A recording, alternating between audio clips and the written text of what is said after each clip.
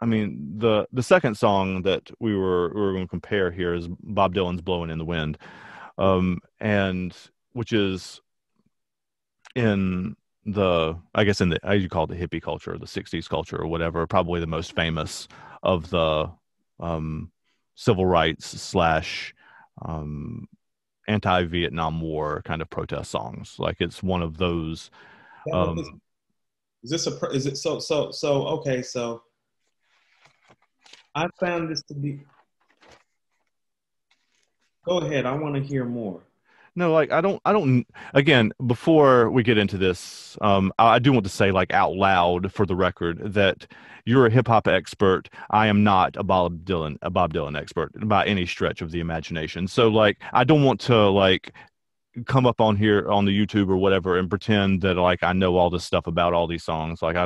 I'm here to learn, and I'm also here to talk about how songs are put together and stuff like that. But I don't, but I'm not like a super expert on Bob Dylan history or whatever either.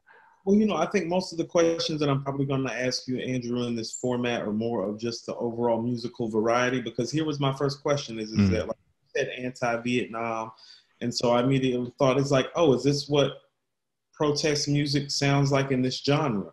yeah, I mean um, Dylan is really lyrically based. I mean, he had an electric period later that whatever. That's not really the point. Like because here, let me. I even pulled my guitar out for this. Watch.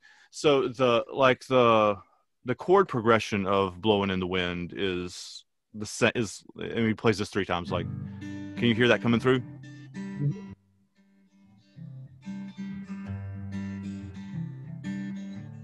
Like that's like the first, like how many roads can a man walk down before they call him a man part, and then it does that three times, and then the answer my friend is blowing in the wind part goes like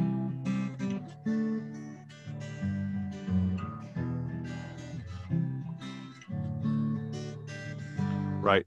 So the point that I'm making with that is that there are approximately 37 billion folk songs that have that chord progression or one really, really close to it, right? Like it's not.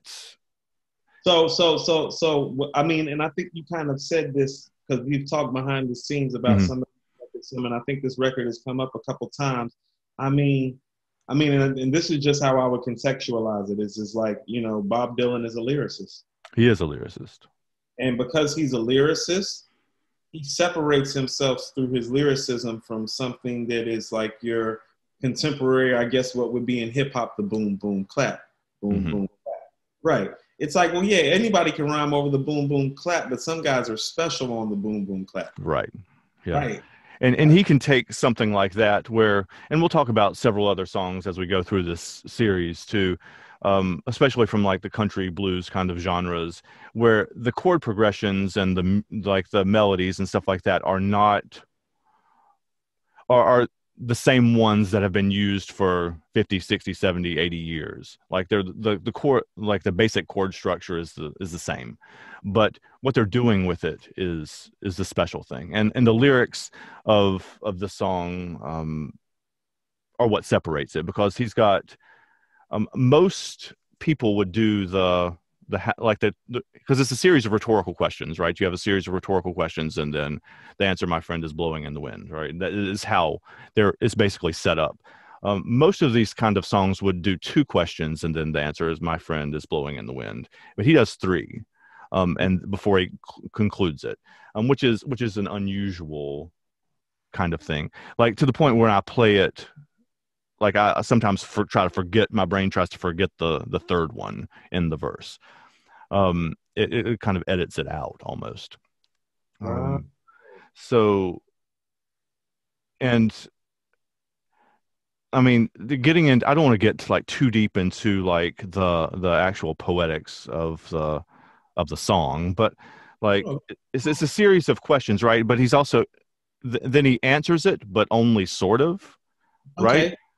So can I get you to Yeah. pause right there? I guess that goes with one of the notes that I had, or at least half of the note. You're gonna like the first part. First part is fun. Second part is I said when I listened to it, I was like, man, I said I want to smoke a J and read some Thoreau because that's how like it made me feel. It's like, well, he's questioning but he's also answering. It's kind of like existential in that Mm-hmm. sense. And I guess that whole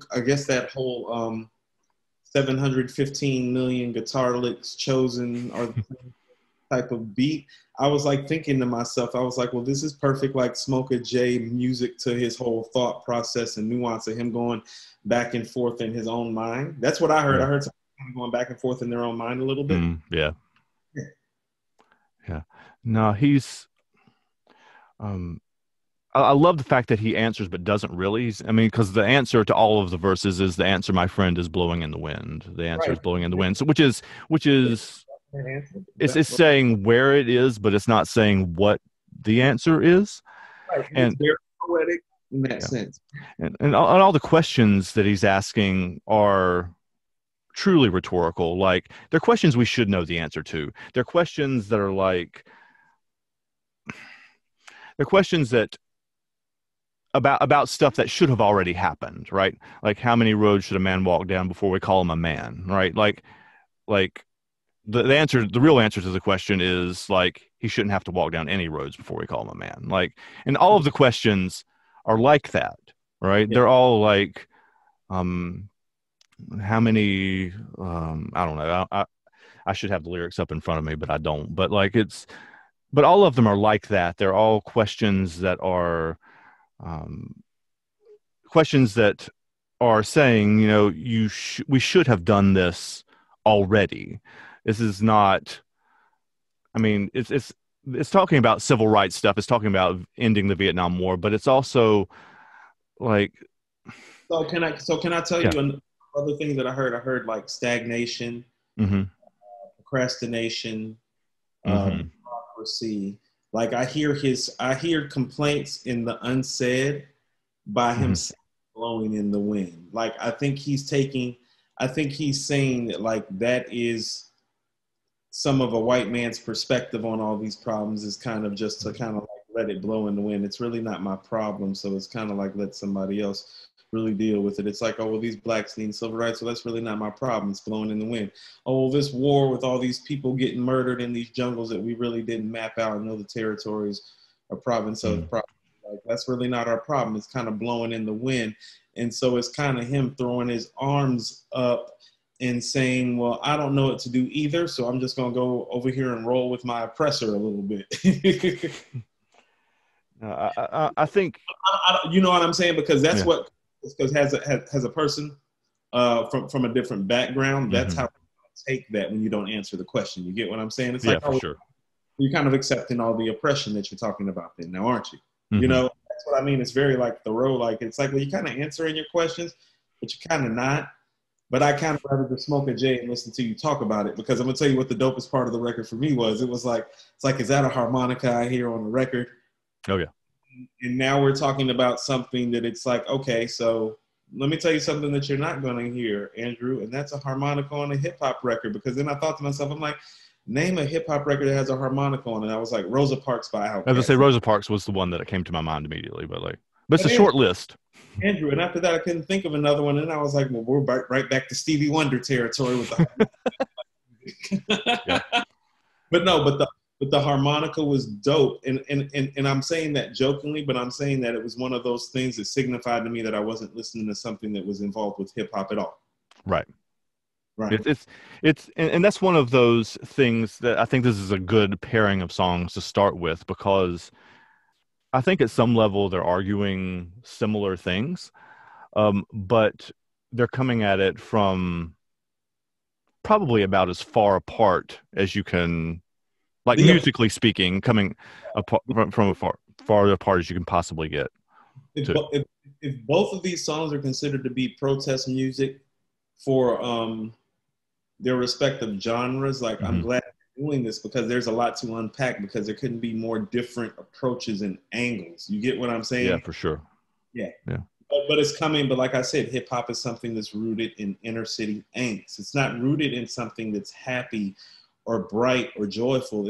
It's rooted in something that was like trying to keep more troubling things from happening.